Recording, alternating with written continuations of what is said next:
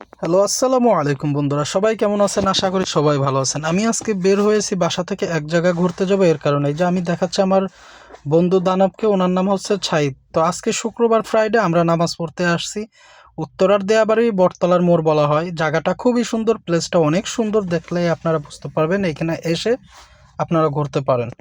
তো ঢাকার বিভিন্ন জায়গায় মানুষ যায়, সেই ক্ষেত্রে এইখানে আসলে অনেকটা সুন্দর লাগবে আপনার। তো ইতিমধ্যে আমাদের সাইদ ভাই আমাকে বলতেছে যে পাগলা দানব, উনি আমাকে বলতেছে একটা ছবি তুলে দিতে ওনার ফোনে, জায়গাটার লোকেশন সুন্দর। আমি বললাম ঠিক আছে, আমি তুলে দিচ্ছি। তো ছবিটা তুলতেই ওর মনটা খারাপ হয়ে গেল, বলল যে ছবির কালার ভালো আসতেছে না, তুমি একটু ভালো করে দিতে পারো তো? তো আমি আবার বললাম ঠিক আছে, ট্রাই করব। তো এর ফাঁকে নিজেকে নিজে দেখাই নিচ্ছি কেমন দেখা যাচ্ছে। তো আশা করি আমাকে খুবই ভালো লাগতেছে, সবাই বলবে অনেক সুন্দরই লাগতেছে। আমি জানি কমেন্টে এটাই বলবে। তো আর দেখাচ্ছি, দেখেন সাইদ সাহেব চা খাইতে গেছে, এর ভিতর আমি জায়গাটা ঘোরাচ্ছি। এটা হচ্ছে আপনার উত্তরা দিয়াবাড়ি দিয়ে যেতে হয়, এবং বটতলার মোড় বললেও হবে। তো পাখি ডাকতেছে কুহু কুহু করে, আমি ওইটার আওয়াজ শুনে আমার খুবই ভালো লাগলো। অনেক দিন পরে এই আওয়াজটা পাইনি, অনেক দিন পরে। সরি বন্ধুরা, দুঃখিত, আমি পেয়েছি আওয়াজটা অনেক দিন পরে। অনেক আগে ডাকতো, কুহু কুহু করে ডাকতো। যাই হোক, এখন আমি সাইদকে বলতেছি জায়গাটা সুন্দর এবং অনেক সুন্দর। এর ভিতর সাইদ আমাকে বলতেছে যে এই জায়গাটা বট গাছ আছে, এই বট গাছটা আল্লাহর কুদরতে। আমি বললাম কি বলো? বললো যে হ্যাঁ, বট গাছ আল্লাহর কুদরতে। আমি কই এটা কি আজও সম্ভব? বলতেছে হ্যাঁ। শুনে তো আমার পুরা মাথা ঘুরে গেছে। তো আমি চিন্তা করলাম আপনাদেরকে জানাই দেই, বট গাছ নাকি আল্লাহর কুদরতের। এই কথা বলার পরেই আপনারা বলেন যে কি বলা যায়। তো উনি বলতেছে এই বট গাছ সব জায়গা হয় না, বট গাছটা হয় যেইখানে মাজার থাকে ওইখানেই। তো আমি বললাম এইখানে তো মাজার নাই, এইখানে কিসের বট গাছ? তো যাই হোক, আমি বলছি যদি তুমি মারা যাও তখন তোমাকে এখানে মাটি দিয়ে আমি বট গাছ তৈরি করব, মাজার তৈরি করব। দুঃখিত, মাজার তৈরি করব। তুমি এখানে মারা গেলে এইখানেই তোমার কুদরতি মাজার হয়ে যাবে বট গাছের পাশে। তো এরই ফাঁকে আমি দেখাই নিলাম সবকিছু।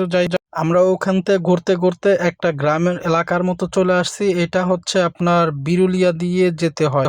আপনারা অবশ্যই দেখতে পাচ্ছেন হাতে কাঁঠাল, আমাদের সাইদ ভাই নিয়ে বসে আছেন আর আমি হচ্ছে ভিডিও করতেছি। এই কাঁঠালটা নিয়ে একটা ইতিহাস আছে, চলেন বলা যাক এটার ইতিহাস।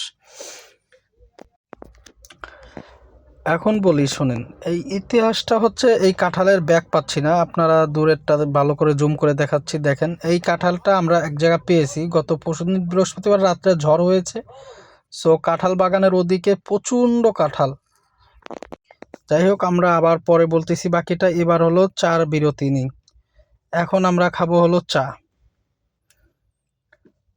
চা খাওয়ার জন্য আমরা খুব ইউনিক একটা জায়গায় চলে আসছি। সাইদ ভাই কাঁঠালটা দেখে বলতেছে ওয়া ওয়া ওয়াও, কাঁঠালটা অবশ্যই খেতে হবে।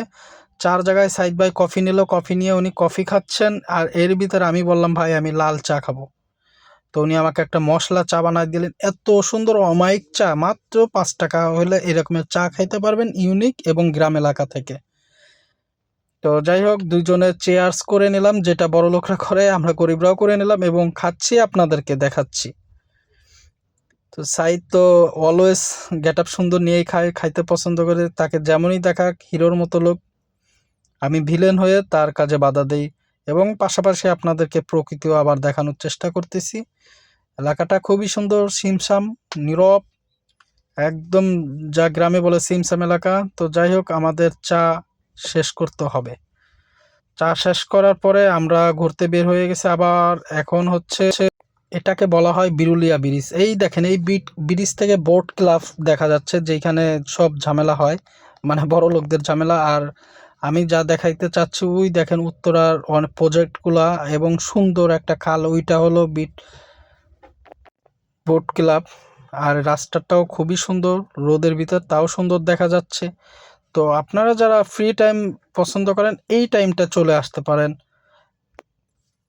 আমরা এখন রওনা হব মিরপুরের দিকে। তো আশা করি আমার ভিডিওটা আপনাদের তো যাই হোক, আমি আরেকটা জিনিস বলি, অনেক দূর যাওয়ার পরে বাইকটা হাঁপিয়ে গেছে, ময়লা হয়ে গেছে, তাই সাইডকে দিয়ে ক্লিয়ার করে নিলাম, মানে সরি দুঃখিত, ক্লিনকে দিয়ে ক্লিনার করে নিলাম। ক্লিন বলতে হচ্ছে যারা বাইক ওয়াশ করে, এদের দিয়ে ক্লিন করে নিলাম।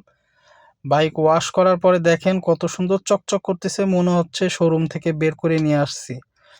তো নিজের দেখতে ভালো লাগতেছে, এরকম যেরকম গোসলের পর নিজেকে দেখলে ভালো লাগে সেরকমের। এখন যাই হোক, ওই কাঁঠালটা পাইছি, ওই কাঁঠালটা নিয়ে এই যে ব্যাগে করে যাচ্ছি, বাসার কাছে চলে আসছি। সাইদও চলে যাবে বাসা, আমিও বাসায় চলে যাব। কাঁঠালটা যেদিন পাকবে সেদিন খাবো। গুড বাই, আল্লাহ হাফেজ।